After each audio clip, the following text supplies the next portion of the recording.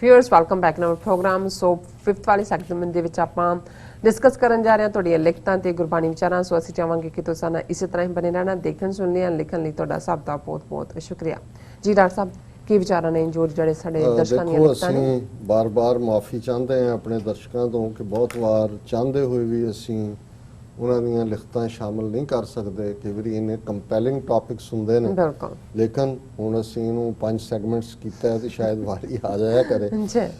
ਸਾਨੂੰ ਨਈਮ ਕੁਰੈਸ਼ੀ ਜੀ ਨੇ ਲਿਖਿਆ, ਇਹ ਸਾਊਦਰਨ ਕੈਲੀਫੋਰਨੀਆ 'ਚ ਰਹਿੰਦੇ ਨੇ। ਇਹਨਾਂ ਨੇ ਤੁਹਾਨੂੰ ਵੀ ਐਡਰੈਸ ਕੀਤਾ, ਮੈਨੂੰ ਵੀ। ਸਤਿ ਸ਼੍ਰੀ ਅਕਾਲ। This is the first time I am writing to you after watching your channel for few weeks, and I wonder why did I miss your wonderful and informative Punjabi programs full of truth on channel 84, and I congratulate you and your team for putting up together such beautiful shows. Nice, thank you so much. ਪਹਿਲੀ ਵਾਰ ਉਹਨਾਂ ਨੇ ਕਿਹਾ ਮੈਂ ਤੁਹਾਨੂੰ ਲਿਖ ਰਿਹਾ, ਔਰ ਉਹ ਕਹਿੰਦੇ ਨੇ ਕਿ ਵੀ ਮੈਂ ਹੈਰਾਨ ਹੈ ਕਿ ਮੈਂ ਕਿਉਂ ਮਿਸ ਕੀਤਾ ਇੰਨਾ ਅੱਛਾ ਪ੍ਰੋਗਰਾਮ ਜਿਹੜਾ ਸੱਚ ਦੇ ਉੱਤੇ ਬੇਸਡ ਹੈ। ਔਰ regarding the ongoing discussion about India receiving the 5 Rafales, the way Modi and his establishment celebrated it reminded me of a Punjabi saying ਕਿ ਹਿਜੜਿਆਂ ਦੇ ਘਰ ਮੁੰਡਾ ਜੰਮਿਆ। ਇਹ ਅਸੀਂ ਆਲਰੇਡੀ ਡਿਸਕਸ ਕੀਤਾ ਹੈ। I may also say that it is not the gun but the man behind the gun that matters. ਕਿ ਗੱਲ ਬੰਦੂਕ ਨੇ ਆਪ ਤਾਂ ਚੱਲਣਾ ਨਹੀਂ ਹੁੰਦਾ, ਅਲਟੀਮੇਟਲੀ ਕਰੇਜ, ਸਕਿੱਲ, ਹਿੰਮਤ ਔਰ ਮਰਨ ਦੀ ਚਾਹਨਾ ਇਹੀ ਇੱਕ ਬੈਸਟ ਸ਼ੋਲਜਰ ਬਣਾਉਂਦੀ ਹੈ। ਉਹਨਾਂ ਨੇ ਕਿਹਾ ਵੀ ਇਹ ਮੈਟਰ ਕਰਦਾ ਹੈ। So if these French birds are going to be flown by India's most talented, brave and experienced pilots like Abhinandan, then the French company who manufactured that is going to be doomed along with the Indian people. ਉਹਨਾਂ ਨੇ ਕਿਹਾ ਜੇ ਅਭਿਨੰਦਨ ਬਹਿਣੇ ਨੇ cockpit ਦੇ ਵਿੱਚ ਤੇ ਫਿਰ French company ਵਾਲੇ ਮੱਥੇ ਤੇ ਹੱਥ ਮਾਰਨਗੇ ਕਿ ਵੀ ਇਹ ਅਸੀਂ ਕਿਹਨਾਂ ਦੇ ਹਵਾਲੇ ਕਰ ਦਿੱਤਾ। ਕਿਉਂਕਿ ਜਦੋਂ ਇਸ ਕਿਸਮ ਦਾ ਕੁਝ ਹੁੰਦਾ ਹੈ ਤੇ ਕੱਲਾ ਇਹ ਨਹੀਂ ਹੈ ਵੀ ਉਹਨਾਂ ਨੂੰ ਜਿਹਨਾਂ ਦੀ ਉਹ ਮੈਨੂਫੈਕਚਰਿੰਗ ਹੁੰਦੀ ਹੁੰਦਾ ਵੀ ਫੇਲ ਹੋਇਆ ਕੰਮ ਵੀ ਜਾ ਕੇ ਜਿਵੇਂ ਉੱਥੇ ਮਿਗ ਲਾਤਾ ਇਹਨੇ ਅਭਿਨੰਦਨ ਨੇ, ਜੇ ਵੀ ਮਿਗ ਤਾਂ ਆਪ ਹੀ ਡਿੱਗ ਪੈਂਦੇ ਨੇ। ਵੈਸੇ ਇੱਕ ਸਿੱਖ ਵੀਰ ਨੇ ਲਿਖਿਆ ਸੀ 5 ਇਹਨਾਂ ਨੂੰ ਮਿਲੇ ਨੇ, ਇੱਕ ਕਹਿੰਦੇ ਇਹਨਾਂ ਨੇ ਆਪੇ ਸੁੱਟ ਲੈਣਾ ਟ੍ਰੇਨਿੰਗ ਦੇ ਵੇੜੇ, ਬਾਕੀ ਕਹਿੰਦੇ ਉਹਨਾਂ ਨੇ ਆਪੇ ਜਾ ਕੇ ਲਾ ਦੇਣੇ ਨੇ ਜਦੋਂ ਲੋੜ ਪਈ। ਸੋ ਉਹਦੇ ਚ ਉਹਨਾਂ ਨੇ ਫਿਰ ਆਪਣਾ ਫੋਨ ਨੰਬਰ ਵੀ ਦਿੱਤਾ ਔਰ ਉਹਨਾਂ ਨੇ ਕਿਹਾ ਵੀ ਮੈਨੂੰ ਜੇ ਤੁਸੀਂ ਚਾਹੋ ਤਾਂ ਕਾਲ ਕਰੋ। ਔਰ ਫਿਰ ਇਸੇ ਤਰ੍ਹਾਂ ਇੱਕ ਸਾਡੇ ਵੀਰ, ਕਿਉਂਕਿ ਅਸੀਂ ਇੱਕ ਦਿਨ ਅਲਤਾਫ ਹੁਸੈਨ ਦਾ ਜ਼ਿਕਰ ਕੀਤਾ ਸੀ ਕਿ ਉਸ ਨੇ ਕਿਵੇਂ ਰਾਹ ਦੇ ਏਜੰਟ ਵਾਲਾ ਹੀ ਰੋਲ ਅਦਾ ਕੀਤਾ, ਔਰ ਇਹ ਅਜ਼ਫਰ ਖਾਨ ਨੇ ਉਹਨਾਂ ਨੇ ਲਿਖਿਆ Dr. Sahab, I find your comments about MQM, Mahajar Qawmi Movement, Altaf Hussain the party, very fine. I am a son of a Mahajar from Bihar, so I think you are right. He is a raw agent and a Gaddar Pakistani. Thank you for exposing MQM. ਇਹ ਹੁੰਦੀ ਹੈ ਬਹਾਦਰੀ ਵੀ ਔਰ honesty ਵੀ। ਨਹੀਂ ਤਾਂ ਬਹੁਤ ਵਾਰ ਹੁੰਦਾ ਹੈ ਕਿ ਜੀ ਇਹ ਤਾਂ ਸਾਡਿਆਂ ਚੋਂ ਹੈ, ਤੇ ਉਹਨਾਂ ਨੇ ਕਿਹਾ ਵੀ ਬਿਲਕੁਲ ਵੀ ਭਾਵੇਂ ਮੈਂ ਵੀ ਮਹਾਜਰ ਹਾਂ, ਉਹ ਕਹਿੰਦੇ ਨੇ ਅਜ਼ਫਰ ਖਾਨ ਸਾਹਿਬ। ਲੇਕਿਨ ਇਹ ਜਿਹੜਾ ਹੈ ਇਹ ਵਾਕਈ ਰਾਹ ਏਜੰਟ ਹੈ। ਸੋ ਬਹੁਤ ਬਹੁਤ ਸ਼ੁਕਰੀਆ ਖਾਨ ਸਾਹਿਬ ਲਿਖਣ ਦੇ ਲਈ। ਫਿਰ ਉਹਨਾਂ ਨੇ ਇੱਕ ਨਜ਼ਮ ਸਾਹਿਬ ਦੀ ਲਿਖਤ ਹੈ, ਉਹ ਕਹਿੰਦੇ ਨੇ doctor Sahib I watch your program 2 or 3 times a week and I would say you are doing a good job. Couple of days ago you mentioned a politician who was lecturing his people how to win Sikhs. Pathan, Afghan and Sikhs are known for their bravery, but at the same time they are short-tempered too. That's the reason we are on a receiving end today. The next step to was make transition. So ਉਹਨਾਂ ਨੇ ਇਹ ਕਿਹਾ ਕਿ ਮੈਂ 2-3 ਵਾਰ ਹਫ਼ਤੇ 'ਚ ਤੁਹਾਡਾ programme ਦੇਖਦਾ ਹਾਂ। ਕੁਝ ਦਿਨ ਪਹਿਲਾਂ ਤੁਸੀਂ ਜਿਹੜਾ ਇੱਕ ਸਿਆਸਤਦਾਨ ਦੀ ਗੱਲ ਕੀਤੀ ਸੀ ਜਿਹੜੇ ਆਪਣੇ ਲੋਕਾਂ ਨੂੰ ਲੈਕਚਰ ਕਰ ਰਹੇ ਸੀ ਵੀ ਸਿੱਖਾਂ ਨੂੰ ਤਾਂ ਗੱਲ ਕਿਵੇਂ ਪਹੁੰਚਾਏ। ਉਹਨਾਂ ਨੇ ਕਿਹਾ ਕਿ ਪਠਾਨ, ਅਫਗਾਨ ਤੇ ਸਿੱਖ ਆਪਣੀ ਬਹਾਦਰੀ ਲਈ ਤਾਂ ਜਾਣੇ ਜਾਂਦੇ ਨੇ, ਪਰ ਇਹ ਬਹੁਤ ਜਲਦੀ ਗੁੱਸਾ ਕਰਨ ਵਾਲੇ ਵੀ ਨੇ। ਮਤਲਬ ਇਹ ਹੈ ਕਿ ਵੀ ਇਮੋਸ਼ਨਲ ਹੋਣ ਕਰਕੇ ਰਿਐਕਟਿਵ ਨੇ, ਉਹ ਕਹਿਣਾ ਚਾਹੁੰਦੇ ਨੇ। ਫਿਰ ਉਹਨਾਂ ਨੇ when I say transition I mean from physical strength to economical strong nation, ਕਿ ਵੀ ਅੱਜ ਕੱਲਾ ਫਿਜ਼ੀਕਲੀ ਸਟਰੋਂਗ ਹੋਣਾ ਕਾਫੀ ਨਹੀਂ ਹੈ, ਜਿਹੜਾ ਇਕਨੋਮਿਕਲੀ ਆਰਥਿਕ ਪੱਖੋਂ ਤੁਹਾਡਾ ਤਗੜਾ ਹੋਣਾ ਜ਼ਰੂਰੀ ਹੈ। If you see all the rich countries are a lot more safer than developing countries, and that transition is made possible only through education. I live here in America like you. I am one of these 3 groups and see most of us working at gas stations, driving cabs, trucks or Uber. On the other hand, if you see Turkish, Chinese, South Indians and Koreans, most of them work for IT firms or running their own businesses.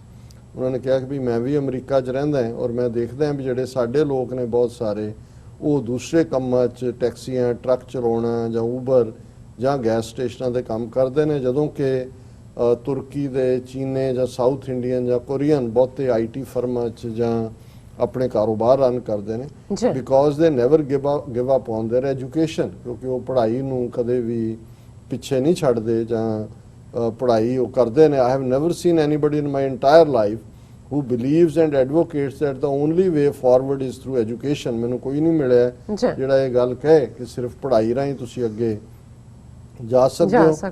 Determining your goal is one of thing and making a plan to achieve that is another। I don't want to give a sweeping statement, we do have highly talented individuals but as a whole we are lacking behind, ਕਿ ਵੀ ਸਾਡੇ individual ਹੈ ਵੀ ਨੇ ਪਰ ਅਸੀਂ ਇਸ ਪਾਸੇ ਕਾਫੀ ਪਿੱਛੇ हैं। Others don't see us as big contributor to society।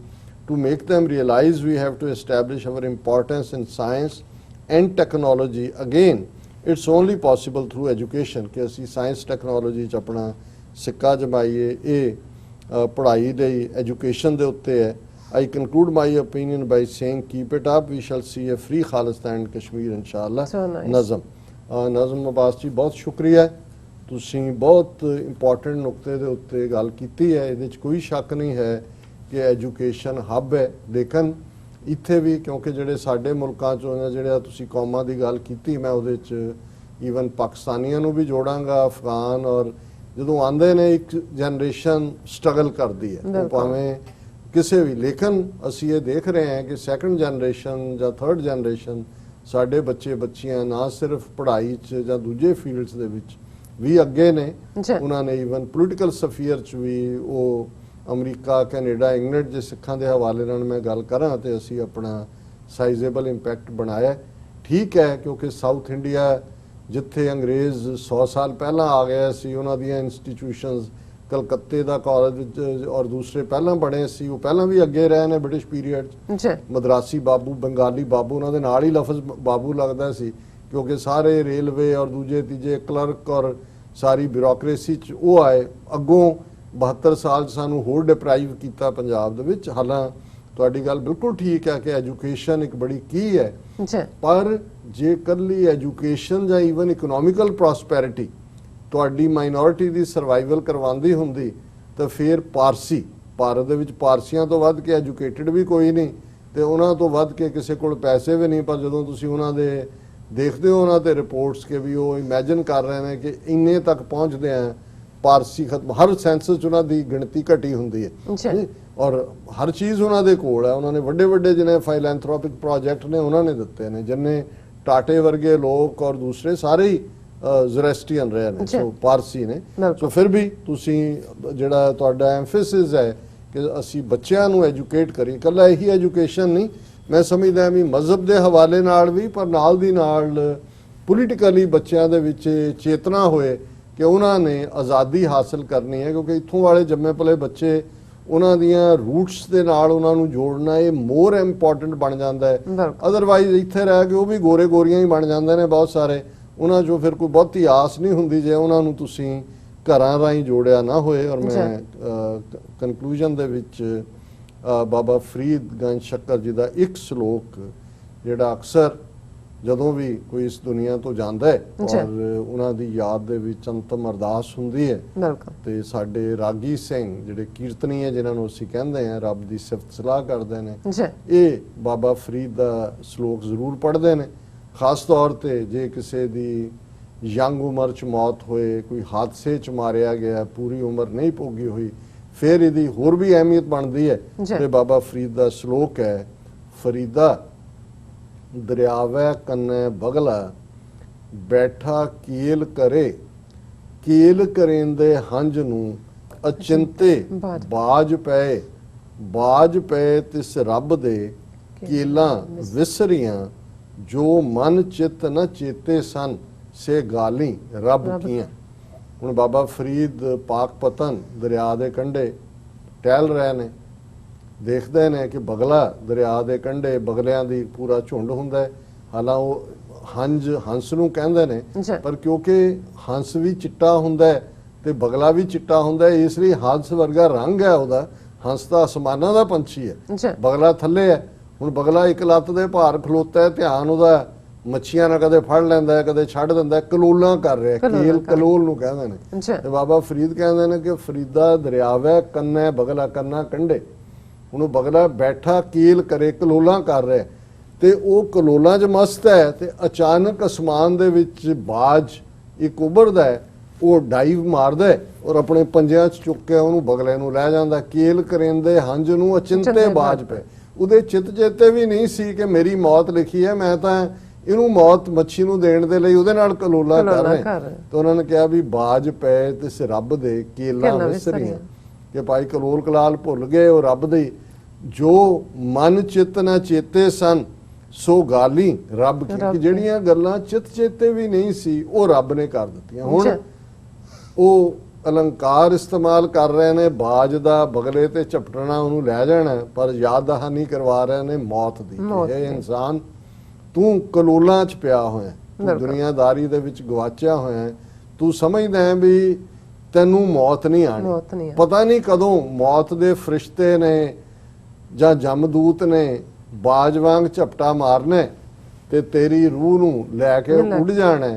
ਸੋ ਇਸ ਤੋਂ ਪਹਿਲਾਂ ਕਿ ਵਾਪਰੇ, ਆਪਣੀ ਜ਼ਿੰਦਗੀ ਦਾ ਮਕਸਦ ਲੱਭ, ਆਪਣੇ ਰੱਬ ਨਾਲ ਜੋੜ, ਰੱਬ ਦੀ ਇਬਾਦਤ 'ਚ ਆ, ਇਨਸਾਨੀਅਤ ਦੀ ਸੇਵਾ ਕਰ, ਜ਼ਿੰਦਗੀ ਨੂੰ ਐਸ਼ੋ ਇਸ਼ਰਤ ਦੇ ਵਿੱਚ ਨਾ ਗਵਾ, ਕਿਉਂਕਿ ਮੌਤ ਯਕੀਨੀ ਹੈ।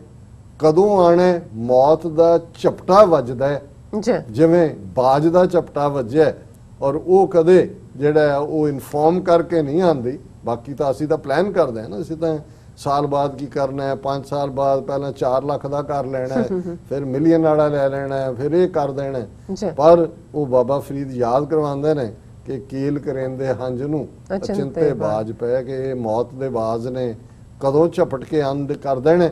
ਸੋ ਇਸ ਤੋਂ ਪਹਿਲਾਂ ਕਿ ਉਹ ਵਕਤ ਆਏ, ਆਪਣੇ ਆਪ ਨੂੰ ਸੰਭਲ, ਆਪਣੇ ਆਪ ਨੂੰ ਸੰਭਾਲ ਔਰ ਰੱਬ ਦੀ ਯਾਦ ਦੇ ਵਿੱਚ ਜੁੜ। ਜੀ ਰਾਜ ਸਾਹਿਬ, ਤੁਹਾਡਾ ਬਹੁਤ ਬਹੁਤ ਸ਼ੁਕਰੀਆ, ਤੁਸੀਂ ਅੱਜ ਦੇ ਅਹਿਮ ਇਸ਼ੂ ਤੇ ਅੱਜ ਦਾ ਵਿਚਾਰ ਸਾਡੇ ਦਰਸ਼ਕਾਂ ਨਾਲ ਸਾਂਝਾ ਕੀਤਾ। ਸੋ ਇਸ ਨਾਲ ਆਪਣੇ ਵਿਊਅਰਸ ਕੋਲ ਨੇ ਇਜਾਜ਼ਤ। ਵਿਊਅਰਸ, ਤੁਹਾਡਾ ਬਹੁਤ ਬਹੁਤ ਸ਼ੁਕਰੀਆ, ਤੁਸੀਂ ਆਪਣੇ ਕੀਮਤੀ ਸਮੇਂ ਵਿੱਚ ਸਮਾਂ ਕੱਢ ਕੇ ਸਾਨੂੰ ਆਪਣੇ ਰਾਏ ਤੇ ਸੁਝਾਅ ਭੇਜੇ ਨੇ। ਤਾਂ ਭੇਜਦੇ ਰਹਿਣਾ ਸਾਡੇ ਇਸ ਪਤੇ ਤੇ sos@tv84.tv ਤੇ ਅਸੀਂ ਆਪਣਾ ਪ੍ਰੋਗਰਾਮ ਲੈ ਕੇ ਫਿਰ ਦੁਬਾਰਾ ਤੁਹਾਡੇ ਸਾਹਮਣੇ ਹੋਵਾਂਗੇ। ਤਦ ਤੱਕ ਲਈ ਮੈਨੂੰ ਤੇ ਆਪਣਾ ਸੁਣਾ ਗਿਆ ਦੋ, ਦੇਖਦੀ ਰਹੋ TV84। ਬੁਲਾ ਦਿਓ ਫਤਿਹ। ਵਾਹਿਗੁਰੂ ਜੀ ਕਾ ਖਾਲਸਾ, ਵਾਹਿਗੁਰੂ ਜੀ ਕੀ ਫਤਿਹ।